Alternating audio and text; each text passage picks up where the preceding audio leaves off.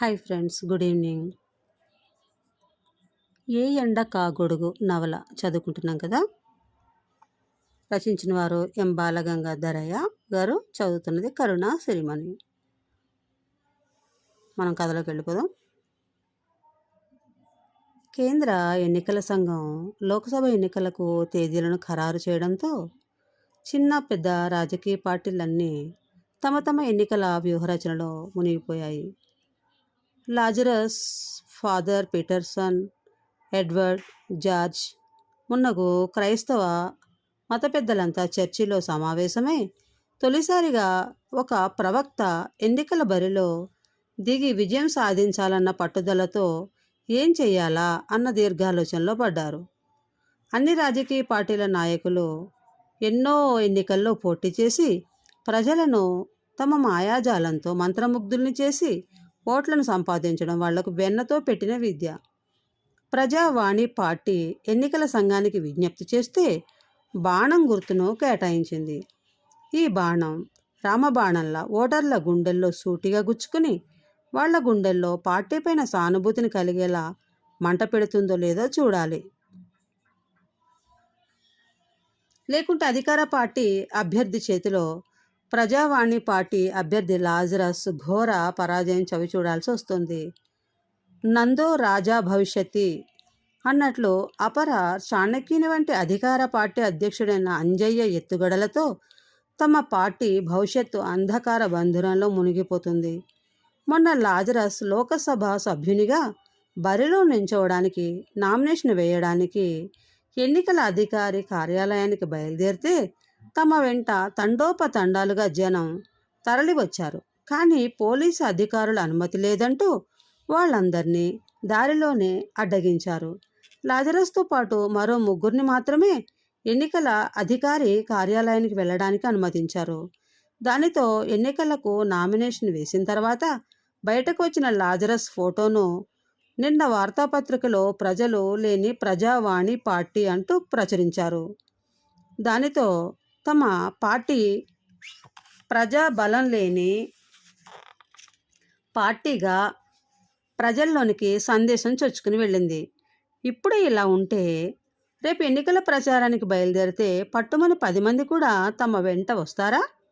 ఒకవేళ లక్షల్లో జనసందోహం తమ వెంట వస్తే పోలీసులు అనుమతిస్తారన్న నమ్మకం లేదు. అలా అనుమతి లభించినప్పుడు ఏం చెయ్యాలి? ఇలాంటి ఆలోచనలన్నీ ఫాదర్ పీటర్సన్ మదిలో మెదిలాడాయి. అవి ఆయన మదిలో అల్లకల్లోనూ సృష్టిస్తున్నాయి. తన గురుతుల్యులు పీటర్సన్ ఎంతసేపటికి పన్నెత్తు పలకరించకపోవడంతో ఆయన దీర్ఘాలోచనలో మునిగిపోయాడని గ్రహించి అదేమిటో తెలుసుకోవాలనుకున్నాడు లాజరస్. ఫాదర్, కార్యదక్షులు కార్యశూరులైన మీ మౌనముద్ర నా మనసును కలచివేస్తోంది. మీరు మౌనంగా ఉండటానికి గల కారణం ఏమిటో తెలియజేస్తారా అంటూ పక్కన చేరి ఆత్మీయంగా ప్రశ్నించాడు లాజరస్.